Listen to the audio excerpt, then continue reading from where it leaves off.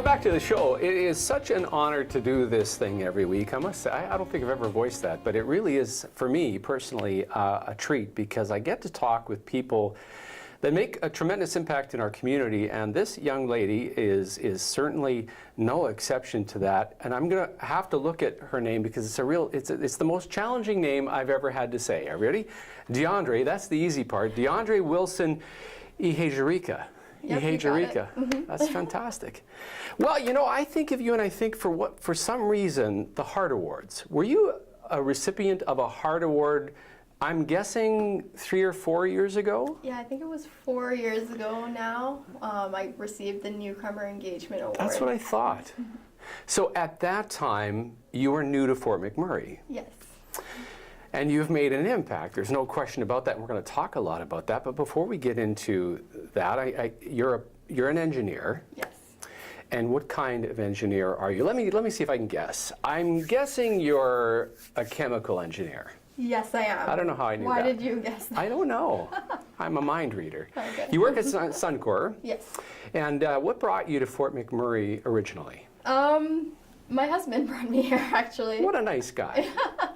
That was before we were married, but he was working with previously Petro-Canada, and they offered him, when the merger happened, to move out here. And I was finishing up my master's, and so I decided to take an internship out here and ended up getting offered a full-time position, and shortly afterwards we got married. So. What a lovely story. Where were you before? I was doing my master's at the University of Toronto, and before that I was in Montreal at McGill University. Were you raised in Canada? No, I was raised in the Bahamas, actually. Oh, that's a terrible looking country. Very awful, too cold for me.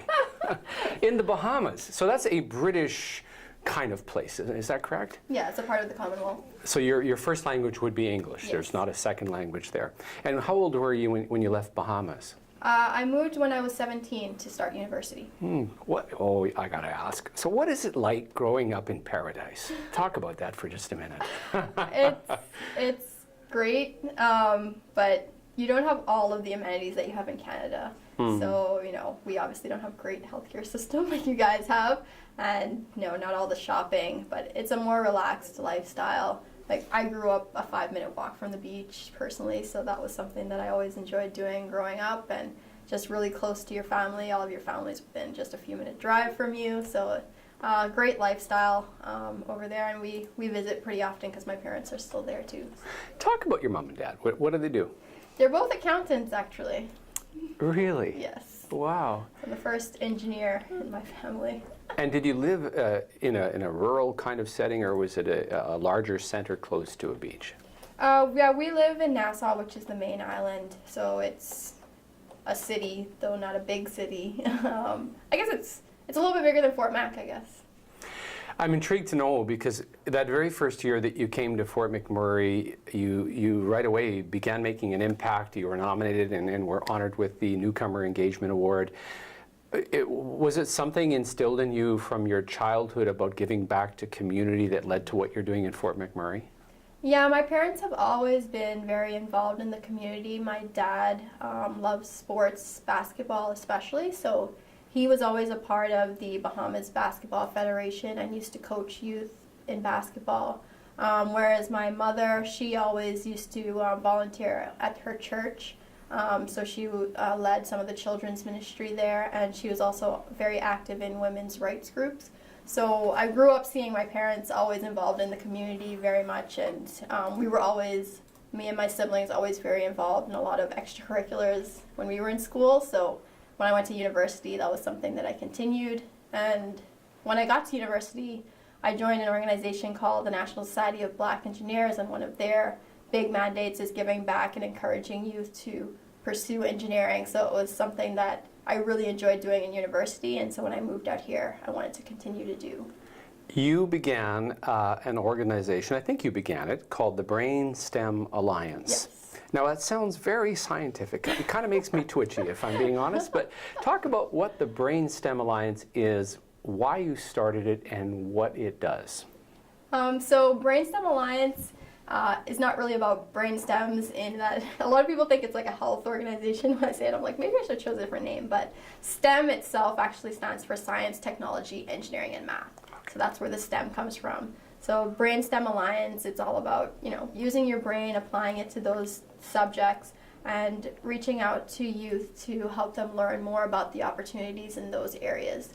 And the Alliance part of it is because we do all of our programming in partnership with other organizations. So when I started it, I didn't want to reinvent the wheel in terms of trying to find youth who would be interested in this. I know there's already a lot of organizations that are coordinating programming for youth, but they may not have the resources or the technical expertise to put on programs that introduce youth to science and engineering. So really what BrainSTEM Alliance is, our primary function is to coordinate volunteers, and all of the people on our board are engineers or scientists, and so they will work with the people in their networks. The people a lot of the volunteers end up being from Suncor because I work at Suncor, but I coordinate with the people in my network to put on these activities in collaboration with the nonprofits in the community. One of the groups that you're working with is a United Way funded agency, Girls Inc. Yes. And you do, I believe it's called the SMART program? Yeah, Operation SMART. Yeah, talk about that. So Operation SMART is really about introducing young girls to science and engineering. So engineering in particular, women are underrepresented in that field. Typically only about 20% of engineers are female. So it's always a great initiative to reach out to girls, and something that I like about the program is every time we start, we would do this draw an engineer activity, and so we'd get the girls to draw what they think an engineer looks like and use 3 words to describe an engineer.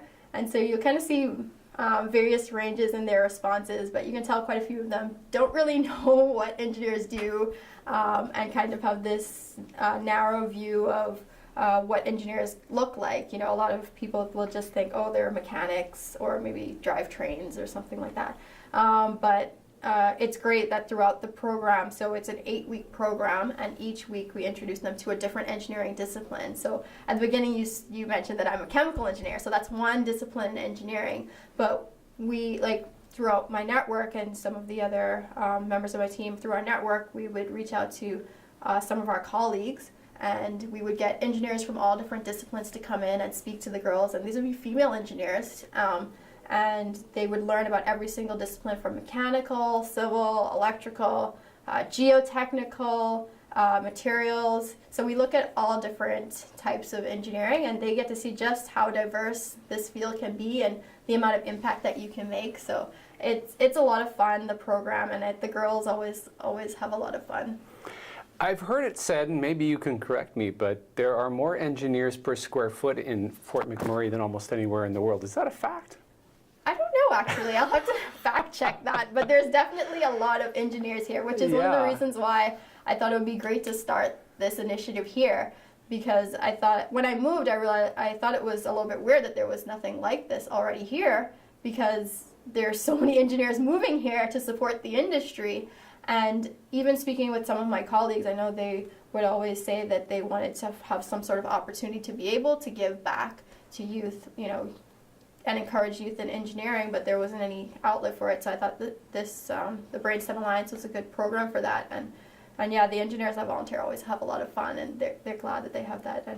And so that's really, really great. I'm also a part of the Wood Buffalo Youth Science Foundation, and so that's another really great avenue that a lot of the engineers like to give to and be judges for that science fair. So I think I don't know if that fact is correct, but there's definitely a lot of engineers here and a lot of engineers that want to give back to the community. Well, and you're giving them the perfect opportunity to do that. We're going to talk more after our break. My guest this morning is D'Andre Wilson-Ihejirikaa, who is a chemical engineer with Suncor. She's the founder and chair of the BrainSTEM Alliance, and they do a lot of work with various nonprofits in working directly with young people to see the possibilities of science and engineering as a potential career. You're listening to Impact right here on 91.1 The Bridge.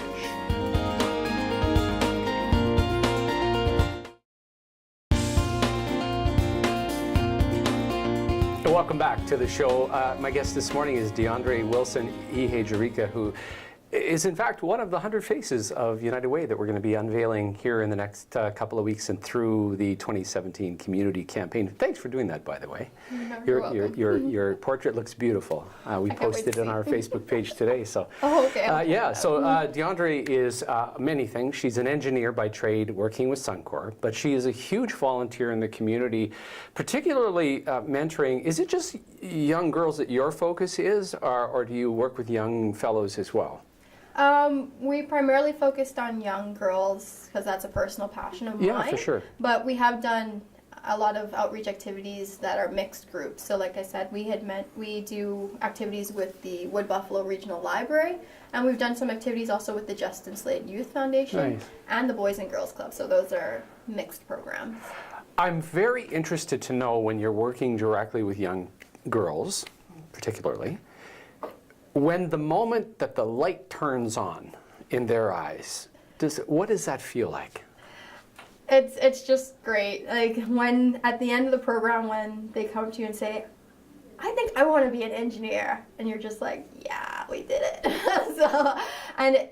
Like I said, I'm also on the board for the Wood Buffalo Regional Science Fair, and it always makes me so happy when I see some of the girls from the Girls Inc. SMART program there, because that means that they took what they learned from the SMART program, went back to school, won their school science fair, and made it to the regional science fair. So that means that they really took an interest in science after that, and I just feel so happy about it. It's actually funny because I said we started 5 years ago, and so I was at the most recent regional science fair, and so one of the girls from that first program, there were only 8 girls, it was this really small program, but one of the girls from that program, I saw her there. She's been at the regional science fair, I think, almost every year since then.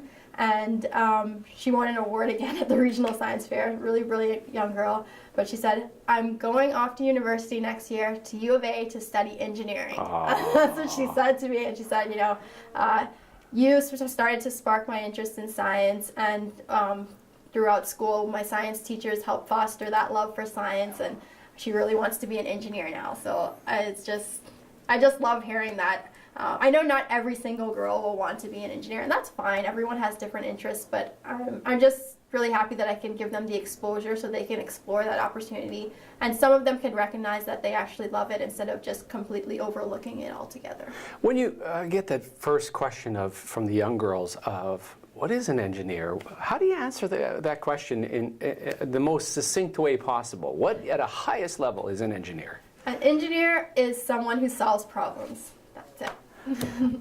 That's where I was going. Isn't that interesting? Mm-hmm. You solve problems, create solutions. Yeah. In your case, it is. So talk about, as a chemical engineer, what are the kind of problems that you're trying to solve? So right now at Suncor, I work specifically as a process safety engineer. So I look at the processes that we have in the plant and just make sure that, obviously, because we work with flammable and combustible materials, there's a certain level of hazard at the site. But we work with the different subject matter experts to try and make sure that we can mitigate those safety hazards as much as possible. So that's the problem that we're trying to solve. We know our plant can be dangerous. How can we solve this problem and make it as safe as possible so that everyone feels comfortable working here? I've always wondered, professionals working at the oil sands site, no matter what the company is there additional stress in the fact that if you do something wrong, there could be a ramification, a health and safety ramification, and certainly a financial ramification. Yeah, I think... How do you deal with that? I think there's always that little level of stress, and I think it's good to keep that level of stress because it makes you aware that, you do have a level of responsibility here.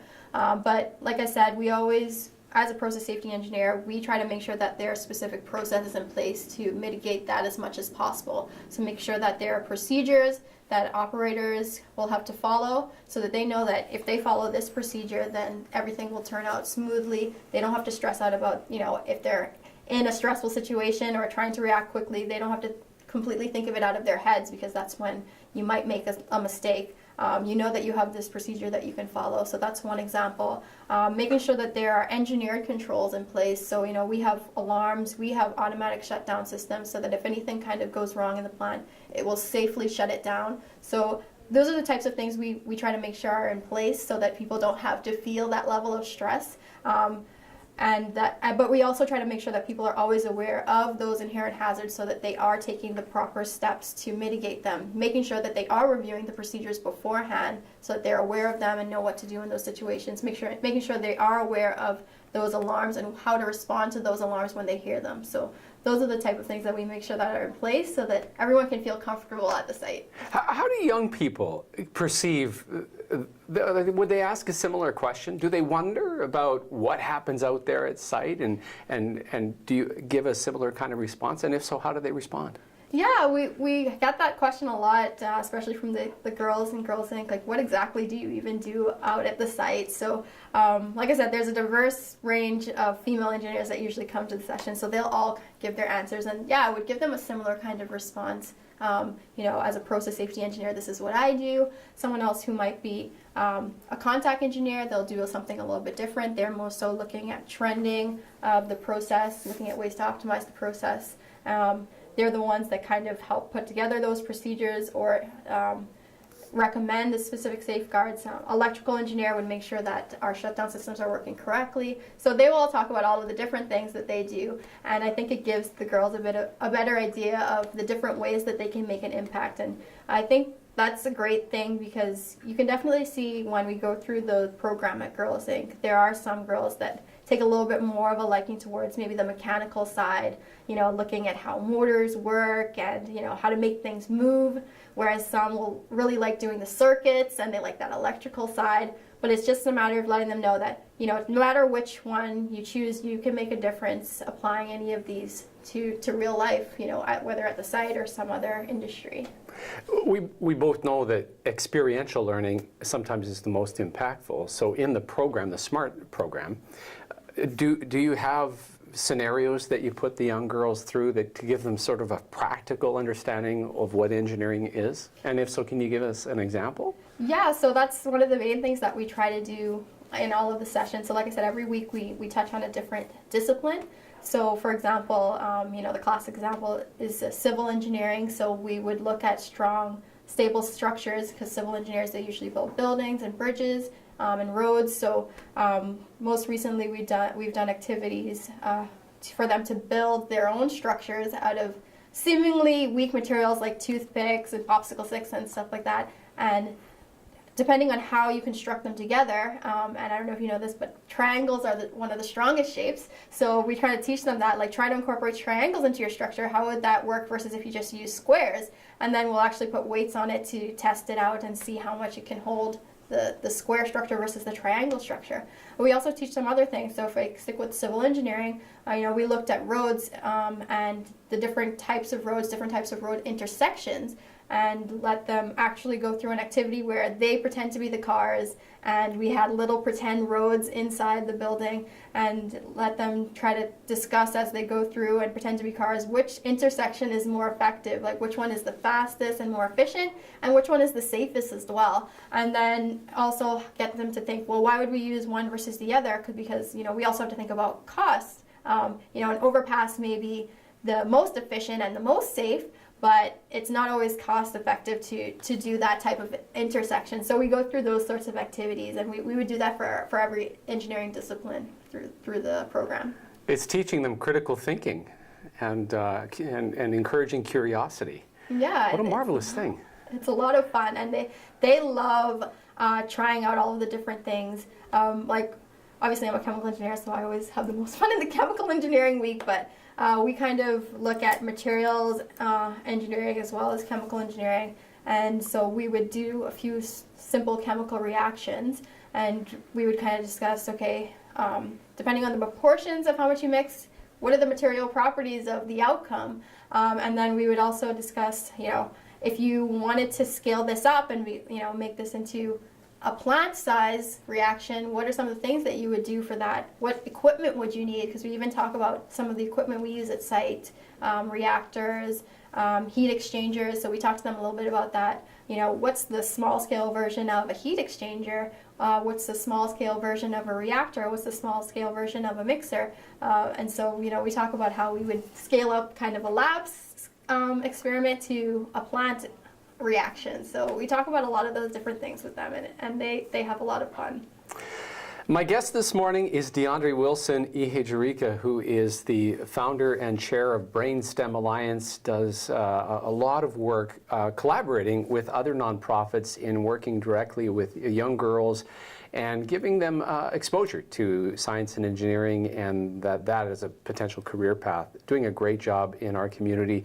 We need to take another break, and we'll come back with more. This is Impact, by the way. It is a team effort. We don't do this alone. It's certainly our friends at Fuse Social are a big help. Shaw TV, Fort McMurray, come in and film us every week, and I apologize for how ugly I am, but you know, you'll get over it. And and our friends here at 91.1 The Bridge.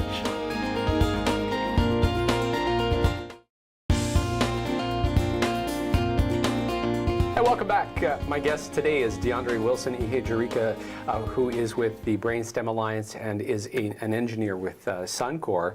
And you know, you're doing what I would call frontline work, helping girls be all that they can be, which is amazing. And I've had two examples in recent days of young people blowing me away.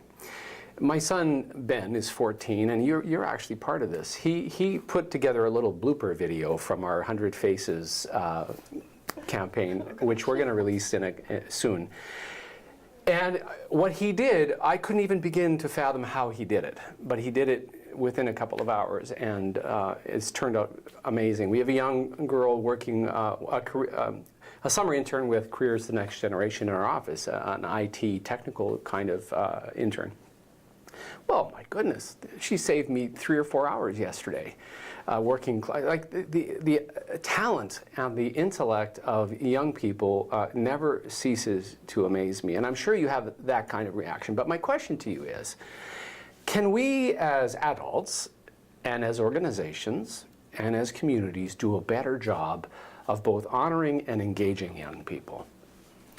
So I think what you said is so relevant, because yeah, even myself, when I see young people today, and I think I'm still kind of young, but when I see like teenagers or even younger, some kids, they just have a knack, especially for technology, obviously, because that's what they grew up with, and they're so innovative with it. And I think it's really important for us to, like you said, continue to foster that. I know sometimes we say, you know, oh, you're on your phone too much, or you're watching too much TV, or you're on YouTube or whatever else, but just like you said, it's because they are so engaged in those things that that they're able to kind of come up with these new ideas. And I think the best way to foster that is to encourage them to ask why. Why does it work this way? And my older son, he's 3 years old, so he's always asking me why.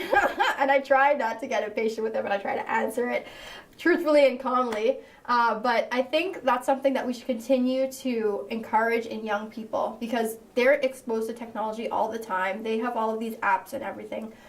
Are they asking why it works that way? Are they thinking about how they could recreate that? And I think, you know, back to engineering and the problem-solving aspect, that's something that we do all the time. And reverse engineering is a big thing, thinking about how something was made and taking like kind of backward steps, how you can recreate it. And that's something, especially with technology and computer science, is a really great tool to use and to think about. And that's something we actually recently incorporated into the SMART program, as a computer science aspect, but without even using computers. So for example, if you just take a normal board game, it has a lot of those elements of computer science in it. So I don't know if you ever heard of the if this then that. Yes. Yeah. Sure. So that's one of the big parts of computer science, where you just have like an if function or an if loop, and kind of letting them understand that even in a simple board game, if you move to a certain space, if you land on a blue space, this is going to happen, or if you land on a red space, this is going to happen. You know, we talked to them a little bit about random variables, which is something that's used a lot in computer science, and rolling a dice, that's a random variable, and you move a random number of steps. And so getting them to think about that, you know, when they're using a simple app, like what do you think the computer scientists thought about when they were making that app? How do you think they put it together? How do you think they developed the point system in this game? How do you think they developed the function, you know, for you to win a stage? How do you think they program the function for you to lose a life if it's one of those games where, you know, maybe if you crash into something you die. Like, how do you think they thought about that? What was the if statement? If you do this, then you die. So those are some of the things that you want to get them to keep thinking about, because that's when they know they can actually improve on something if they understand how it works. No, not just using it, but also thinking about how to create it and optimize it. That's how we know we can help them to foster that creativity, and they can use that to actually make a difference and to make an impact on the people around them and to the different programs that they're working on. As you're talking, I am picturing a mother listening to this radio show, thinking of her daughter and going, oh my goodness, that is exactly what my daughter needs. So the obvious question is, how does a young person get connected with the work that you're doing? So we do have a website. Personally, it's BrainSTEMAlliance.com. So it's spelled exactly as it sounds. Specifically for the SMART program, the best way would be to contact Girls Inc. And they're just Girls Inc. of Northern Alberta.org, I believe. And the executive director there, Anne, she's really great, super open. This program, it runs every fall, so we're actually finalizing the curriculum for this fall. I'm pretty excited about it, some new things. Been speaking with some of my colleagues and volunteers about some new ideas that we can do for the girls, so that's going to start in September. And yeah, either you can go to our website and shoot me an email, or go to the Girls Inc. website and shoot Anne an email, and she'll get the girls all registered through there. And definitely it runs for 8 weeks from beginning of September to the beginning of November, and we'll have lots of fun activities to do and to try out. I love what you're doing, D'Andre. Keep it up, and thank you for sharing that with us today. Oh, thank you for having me. Great job.